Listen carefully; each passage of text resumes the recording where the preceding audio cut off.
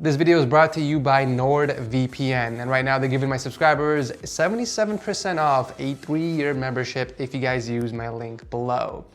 Guys, it's time to take your internet seriously because you never know who's watching and keeping track of your data constantly. With NordVPN, you get military-grade encryption that keeps your IP address and other sensitive information private when you're online shopping, gaming, or even transferring data. I use them over other VPNs simply because they are the best. They have over 3,600 servers across 61 countries, so you can connect from virtually anywhere. And the best part is that it's available on Android and iOS as well as your desktop. So if you guys want to support the channel or take your internet security seriously, then make sure to head on over to nordvpn.com/TechSource or click on the link below for 77% off your 3-year membership. Ladies and gentlemen, welcome to the continuation of building my ultimate PC. Real quickly, I do want to mention why the price change went up from $7,000 to $9,000. A lot of you guys are talking about that in the comment section, and that's because the original build was actually non-water-cooled parts. The extra $2,000 was the EK parts that was added to the total, which is why it came out to around $9,000. But again, prices fluctuate, so don't take that seriously. So the last episode, we did a bunch of things, as you guys can see. If you guys missed the episode, make sure to watch that before, otherwise you'll be confused. We were waiting on some fans to arrive, and as you guys can see, they did come in, and we're also waiting for some paint to dry on some of the parts. So despite the situation we were in with the parts, I think the paint job came out great. So just to recap the parts we painted in the last episode, we got the mounting bracket for the reservoir, we got 2 PCI brackets for the GPU, 1 M.2 shield, and 3 more PCI brackets. So in this episode, we're gonna do a lot of work. We're gonna finish up the GPU blocks, and the next episode is actually gonna be the finale, where we do the bending, put in the liquid, and any necessary mods needed for the case, and first boot. I don't know if I'm gonna be doing benchmarks because it's not interesting to a lot of people. Nobody really cares about that nonsense anymore, but if you guys wanna see that, let me know in the comment section. Because at this point, a high-end gaming PC like this is pretty much gonna cream games at 4K resolution, max settings. So that is why it's not interesting to do them. But if you guys wanna see it, let me know in the comment section. There's actually one more thing I decided to change, and that's the SLI bridge. Originally, I was gonna go with the EVGA one and take off the stickers and custom paint the shield red, but I feel like I wanna do a completely custom SLI bridge. So I hit up Hassan from V1 Tech, and they sent over some covers. So let me open this up actually for you guys. They sent over 1 RGB and 1 non-RGB. So I'll have to decide which one I should go with, but damn, this is the first time I'm looking at these actually. Oh, these are clean. So there's actually 2 versions. There's one with the white backplate and there's one with the black. I don't know which one looks better. Let me know guys in the comment section. Personally, I think this one, the one with the white and then the red TS logo would look sick, but let me know what you guys think. I feel like since the case is mostly white, this one will look a lot better. So basically what I'm gonna do is peel this off and stick it to the stock Asus SLI bridge. So it's gonna go like this, and it's gonna look so much better than the basic one. And then you got the RGB one. So it's basically the all white backplate, and this middle part over here lights up. I think you get to control the light in it actually. So it comes with a remote control. So if I want red LEDs, I'm gonna get red LEDs. But anyways, I guess I should say, you know what? Screw the black one. I want you guys to decide, RGB or non-RGB. Let me know in the comment section.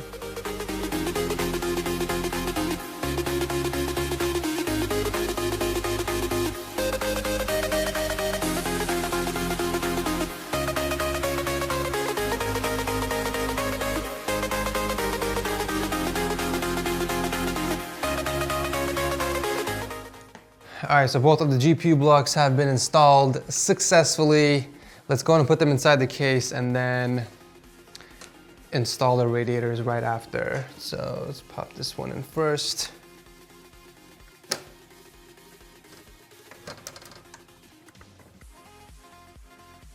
So when you're running SLI, there are usually 2 methods that you can use to hook up both of the GPU blocks together.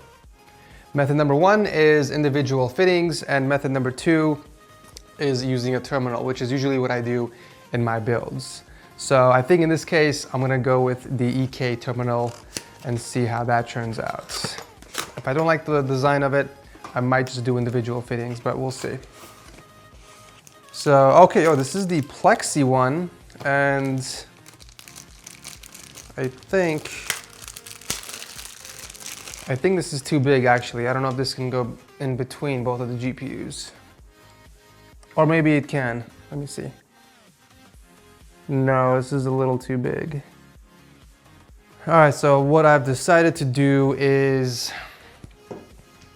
bring up the bottom GPU one more slot. That would solve the bridge solution and also actually give me more space near the bottom, because I just realized if I install a radiator near the bottom and hook up the fans on top, there's barely going to be any clearance between the bottom GPU and the top fan, which is going to restrict airflow from the fans, of course. So I think this way it's going to work out. The only issue is I'm not going to be able to use the SLI bridge. So Hassan, if you're watching, I'm sorry, dude.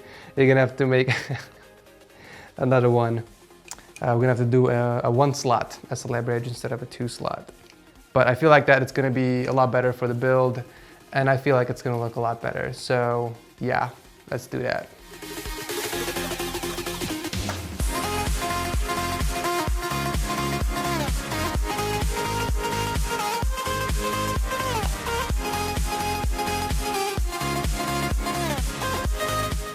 All right, so now that those are both off, the terminal basically sits like this between both of the GPU blocks. And then I have to use the same screws and tighten it to the blocks. Tell me that doesn't look a lot cleaner than these bulky black ones. The only thing is, you're not gonna see the GTX 1080 Ti logo, but you can see it on the back plate near the top, so it doesn't really bother me. Gotta make sure to put the seals back on, otherwise the terminal will leak. This is the tricky part, making sure the seal is still stuck on the terminal while you screw this in place. Because if you move it around too much, it might fall out of place. Got those on, let's do the rest.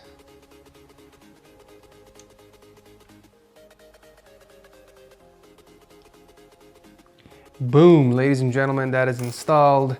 And I just realized I might have to take apart the GPU blocks or the GPUs just to get access to the bottom row here, because once I install the radiator and the fans, I think it might be difficult to mount the fans on the radiator. So yeah, there's definitely gonna be a lot of back and forth for this entire build. So I'm okay with it. But anyways, this part's done. Let's finally move on to the radiators. But we've got to figure out which ones to use, because they did send 4 total and I can only fit 2 in here. I can fit a 360 and I could fit a 240. So let's get these out of the boxes. So we have the Coolstream SE from EK. Let's put this aside. This one is a Coolstream 240 Dual. So I think this one's a little thicker. That one was the slim. The question is, can I fit the thicker one in the case? So yeah, right off the bat, you guys can tell it's definitely noticeably thicker. It's also wider. It's also wider for some reason.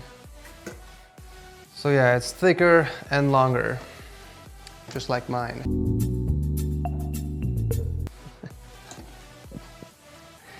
I think we're gonna have to use a slim one though. Let's check it out.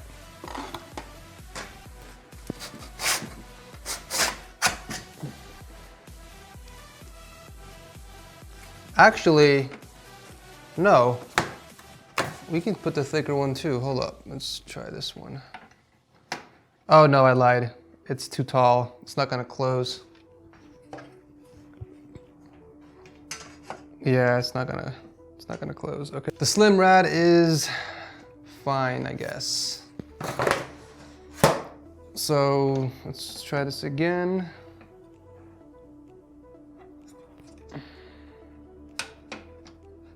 There we go, beautiful. So radiator will go on top, the fans will get installed from the bottom here. Question is, are we gonna have enough clearance from the top? Oh yeah, there's plenty of space. Okay. You know what, we're probably gonna go with a slim 360 as well, because there's not gonna be enough room for the double. So I'm not gonna even open that up. Let's open up the slim though.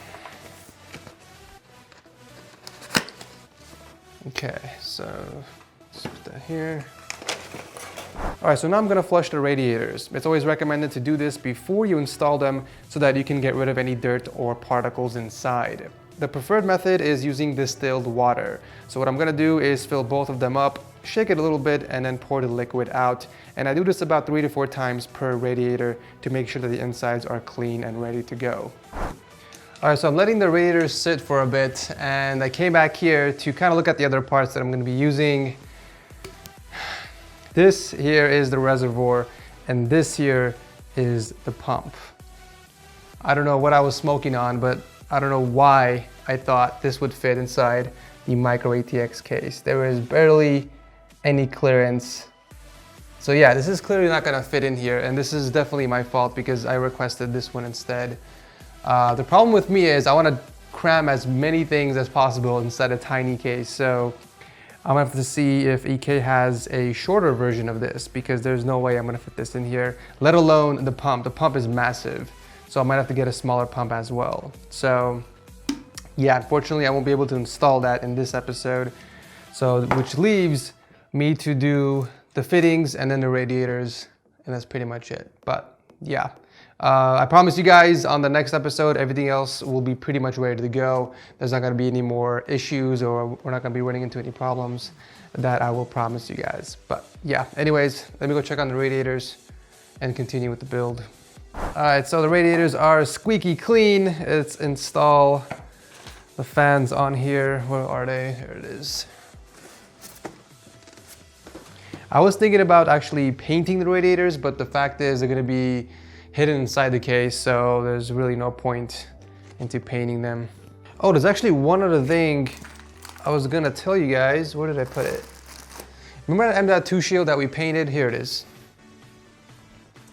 This was originally supposed to go over the M.2 inside, actually between the GPUs. I don't know if you guys can even see that, but since the GPU blocks are covering it, there's really no point into using it. So instead, I'm gonna use this and cover up this M.2 over here. So it's gonna sit over the slot like this. I'm gonna mod it so obviously it sticks on here, but it looks a lot better than just leaving the M.2 visible.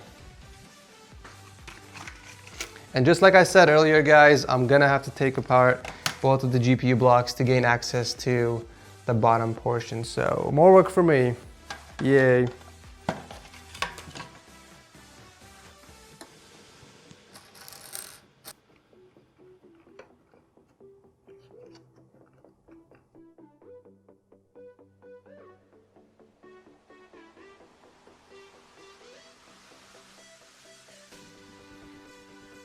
So here's another flaw I found on this case. Can someone tell me why the fan holes over here are so small? I'm trying to mount a 120 millimeter fan over here, and the issue here is, let me show you guys an example. So this is a typical fan screw that came in with the Corsair fan, and look how small these holes are. There's no way it's gonna fit. Anything smaller than this is not gonna hold the fan in place. So unfortunately, I'm gonna have to drill my own hole.